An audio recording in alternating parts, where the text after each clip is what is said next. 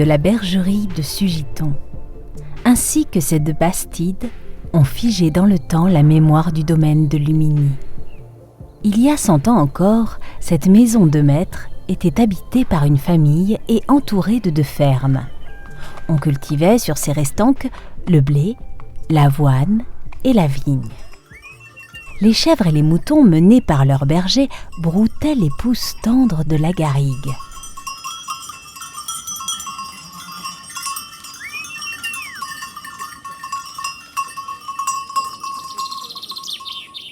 Ces chênes centenaires sont les derniers témoins de cette époque révolue. Certains sont si vieux qu'ils ont fini par s'écrouler sous le poids des années. Mais dans la nature, rien ne se fige, la vie ne s'arrête pas.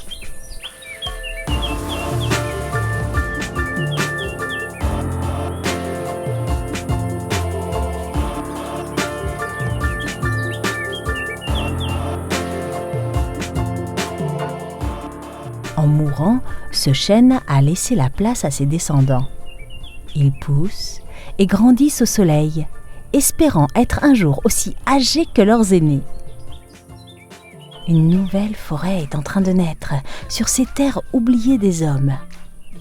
Mais pour le moment, ces jeunes chênes ne forment qu'un minuscule îlot dans un océan de pins d'Alep.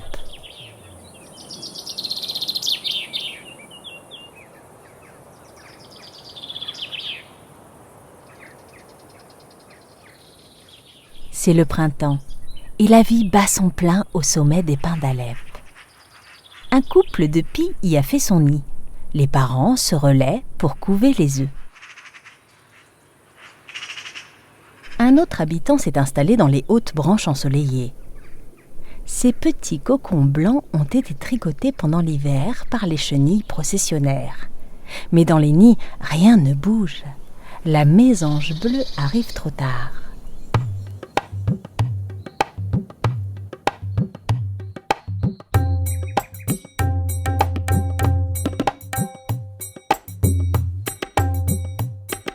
Les chenilles ont déjà commencé leur procession. Elles marchent à la queue leu-leu à la recherche d'un endroit où s'enterrer dans le sol pour se métamorphoser en papillons. Elles sont maintenant couvertes de longs poils urticants qui les protègent des prédateurs.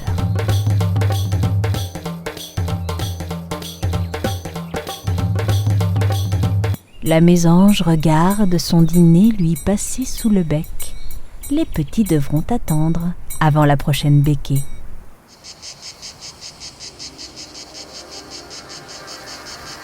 L'été est arrivé. La pinède baigne dans une chaleur étouffante.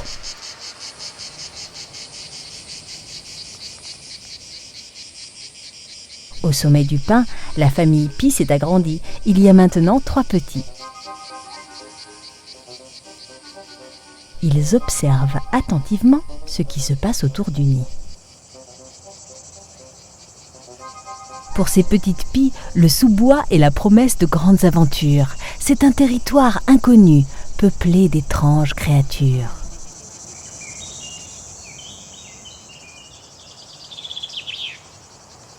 On y trouve aussi de délicieuses baies colorées à déguster tout au long de l'année.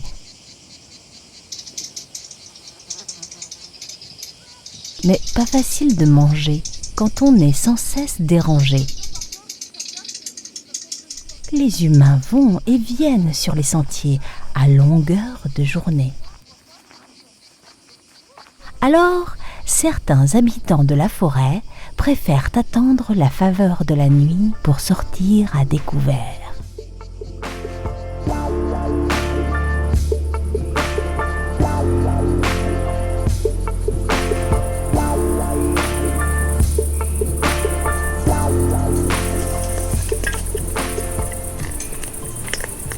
Les marcassins sont sortis de leur cachette.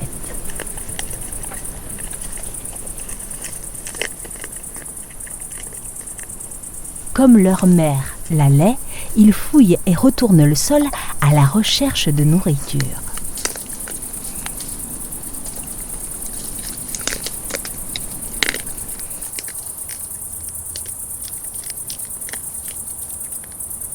Le renard n'ose pas s'approcher de ses bruyants voisins.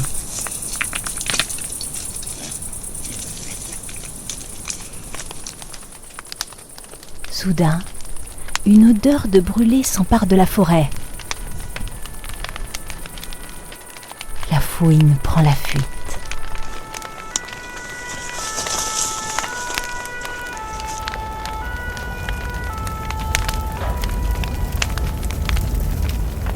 Toute la forêt s'embrase, à cause d'une simple négligence ou d'un mégot jeté dans les herbes sèches.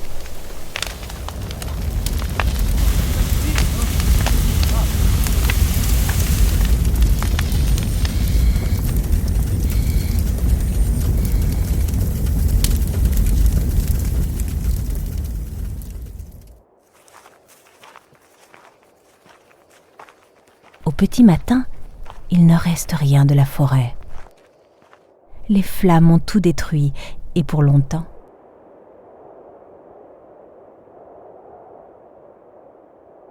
Et puis un jour,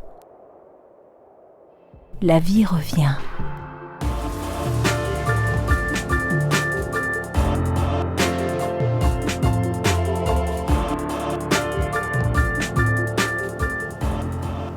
Les pelouses sont les premières à repousser. Toutes ces fleurs attirent les insectes pollinisateurs. Sans s'en douter, ils redonnent vie à la garrigue.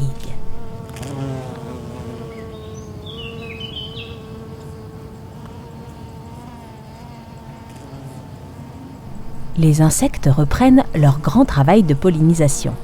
Ils butinent les fleurs délicates du matin au soir. Le romarin semble avoir imaginé ces fleurs juste pour les abeilles. Quand elles se posent, l'étamine vient tamponner du pollen sur leur dos. Chaque fois qu'elle passe d'une plante à l'autre, elle féconde les fleurs. Les fleurs pollinisées donnent alors un fruit qui cache des graines.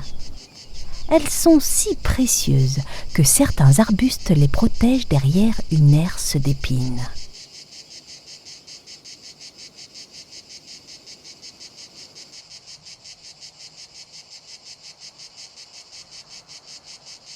Quand les fruits seront mûrs, le vent et les animaux se chargeront de transporter les graines sur de nouvelles terres à conquérir.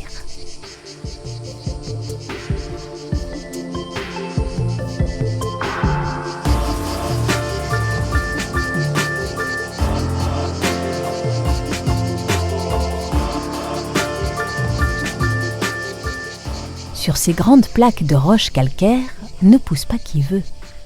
La roche lisse ne laisse aucune prise aux graines de la garrigue et de la pinède.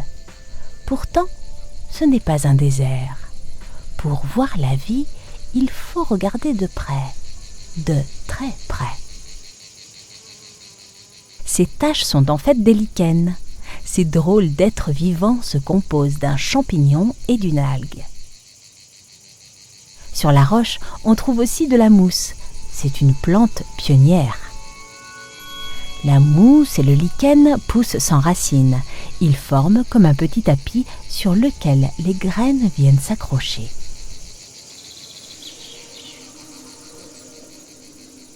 La moindre faille se transforme alors en jardin miniature.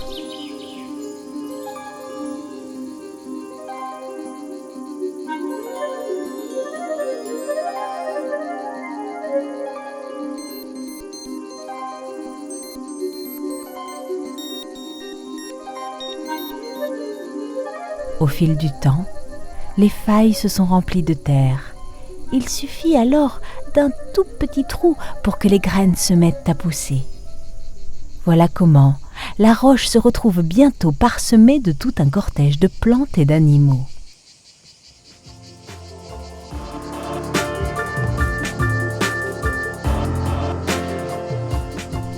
À Luminy, chaque plante et chaque animal trouve sa place. La chênaie, la pinède, les pelouses, la garrigue, la roche. Tous ces habitats cohabitent les uns à côté des autres. C'est cette diversité qui crée la richesse de cet endroit. Aujourd'hui, ces terres sont protégées par le parc national des Calanques. Et c'est à nous tous de veiller sur ce fabuleux trésor. pour que le temps qui passe continue à donner vie au paysage.